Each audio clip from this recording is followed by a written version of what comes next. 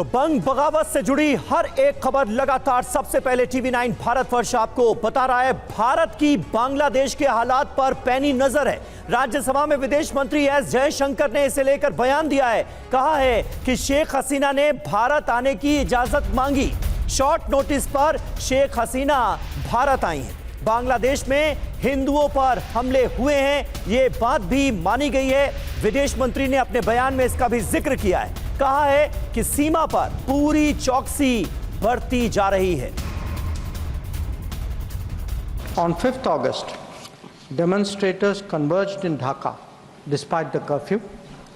Our understanding is that after a meeting with leaders of the security establishment, Prime Minister Sheikh Hasina apparently made the decision to resign. At very short notice, she requested approval to come for the moment to India. We simultaneously received a request for flight clearance from Bangladesh authorities. She arrived yesterday evening in Delhi. The situation in Bangladesh, sir, is still evolving. The Army Chief, General Waqar-uz-Zaman, addressed the nation on 5th August. He spoke about assuming responsibility and constituting an interim government. We are in close and continuous touch with the Indian community in Bangladesh through our diplomatic missions. There are an estimated 19,000 Indian nationals there, of which about 9,000 are students.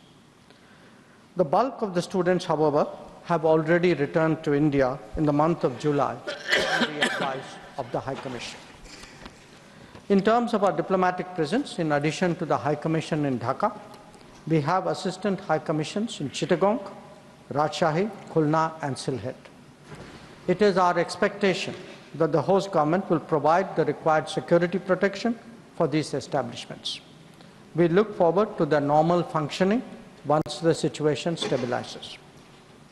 Chairman, sir, we are also monitoring the situation with regard to the status of minorities. There are reports of initiatives by various groups and organizations to ensure their protection and well-being.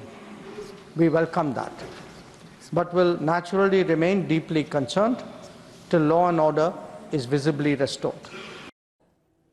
और हमारे साथ मेरे सहयोगी इस वक्त मनीष झा भी मौजूद हैं। मनीष, कुल मिलाकर विदेश मंत्री एस जयशंकर ने राज्यसभा के अंदर जो बयान दिया उसमें एक महत्वपूर्ण बात ये कही है कि भारत से उन्होंने अपील की थी और ये कहा था कि वो भारत आना चाहती हैं, उसके बाद उन्हें इजाजत दी गई।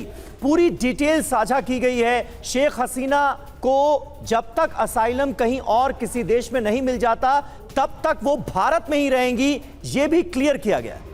बिल्कुल, देखिए 24 घंटे जो बांग्लादेश में हुआ उसके बाद भारत सरकार की तरफ से पहली प्रतिक्रिया संसद में आई है। जब संसद में भारत के विदेश मंत्री ने बताया कि किस तरीके से जब शेख हसीना ने यह डिसाइड किया कि अब वो प्रधानमंत्री नहीं रहेंगी, अपने पद को छोड़ रही हैं, उसके तुरंत बाद उन्होंने भारत सरकार से अनुरोध किया कि वो चाहती हैं कि थोड़े दिन वो भारत में रहें और उसकी उनको परमिशन मिली और उसी समय फिर उनके विमान को भी क्लियरेंस दिया गया ताकि वो भारत आ सके। और अब जबकि शेख हसीना दिल्ली में है और वैसी स्थिति हिंडन एयरबेस में मौजूद है, तो वैसी स्थिति में शेख हसीना को यह तय करना है कि वो कितने दिन तक भारत में रहना चाहती हैं। तो कुल मिलाकर अगर देखा जाए, अगस्त 1975 की वो तारीख जब उनके पिता और परिवार के बाकी लोगों की हत्या हुई, तब आकर वो दिल्ली में रही थी। और एक बार फिर अगस्त 2024 की ये तारीख जबकि शेख हसीना एक बार फिर अपनी बहन के साथ है और भारत ने उन्हें कहा है कि आप जब तक चाहें यहाँ पर रह सकती हैं, आप अपना प्लान बना सकती हैं और आगे आपका जो भी फैसला होगा